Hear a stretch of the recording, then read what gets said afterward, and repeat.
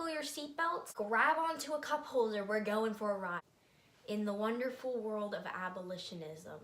I'm gonna reword that. Abolitionist movement.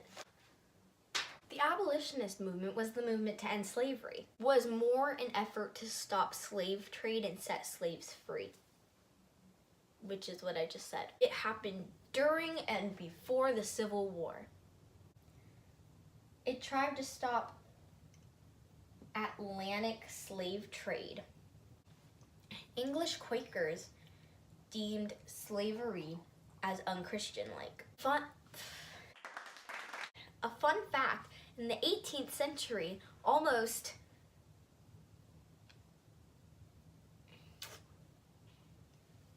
as many 6 million, let's retry that. In the 18th century, almost as many as 6 million Africans were transported to U.S. as slaves. Next thing, another thing that happened in the movement was the colony of Georgia originally abolished slavery and was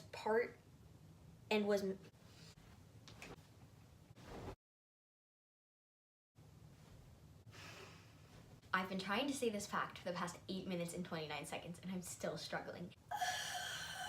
We're gonna skip this fun fact for technical difficulties because I just spent the last 10 minutes trying to explain this fact and I'm not going to anymore.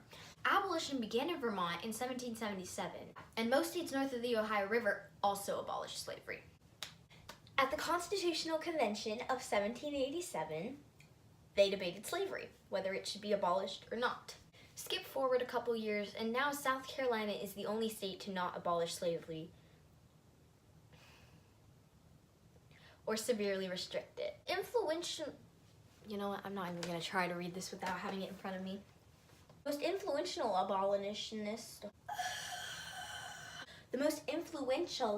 abolitionist was Uncle Tom's Cabin, written in 1852, I think. The best-selling novel and play by Harriet Beecher Stowe. Harriet Beecher Stowe. Isn't that a cooking company? Wait.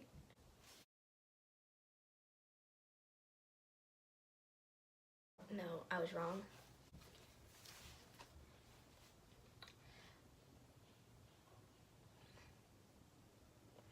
Outraged by the Fugitive Slave Law of 1850, which made the escape narrative part of everyday news, Stowe emphasized the horror abolitionists had long claimed about slavery. Her depiction of the evil slave owner Simon Legree, a transplanted Yankee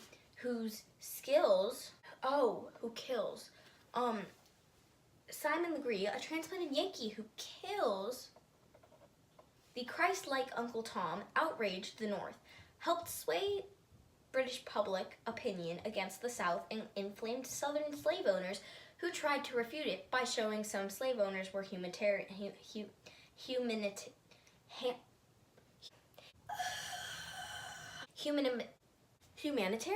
Inspired numerous anti-Tom novels, several written and published by women. Go us. Okay, now we're gonna talk about some people.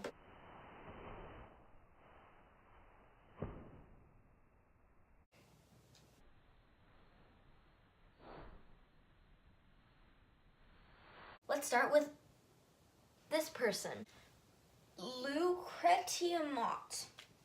She was a Quaker, and she also found slavery very wrong or unchristlike. I kind of forgot where I left off, so I'm just gonna say this thing I have on the board. Let's go. Samuel C. Wall. I have no clue if I spelled it right. If I didn't, whoops. He was a judge who wrote The Selling of Joseph, which, let's go look up why the best-selling book, The Selling of Joseph, was so best-selling. It denounced the spread of slavery in the American colonies. John Brown was an abolitionist who advocated armed rebellion by slaves.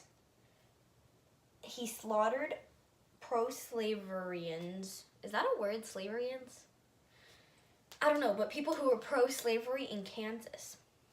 Yeet. Next, there's Henry Clay, one of the 3 founding fathers of the American Colonization Society. That's pretty cool. William Lloyd Garrison, who was the founder of American Anti-Slavery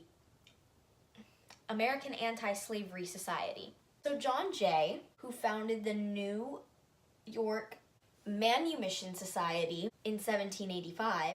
Thomas Paine, whose article African Slavery in America was one of the first to advocate abolishing slavery and freeing slaves. And there's William Lloyd Garrison, publisher of the abolitionist newspaper, and he was one of the founding fathers of the American Anti-Society.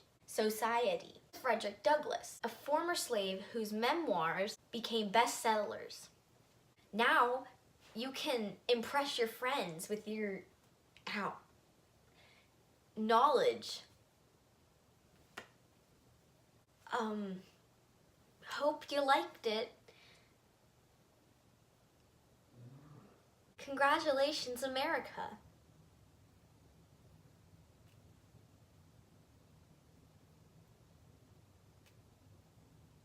Yeah, I'm done.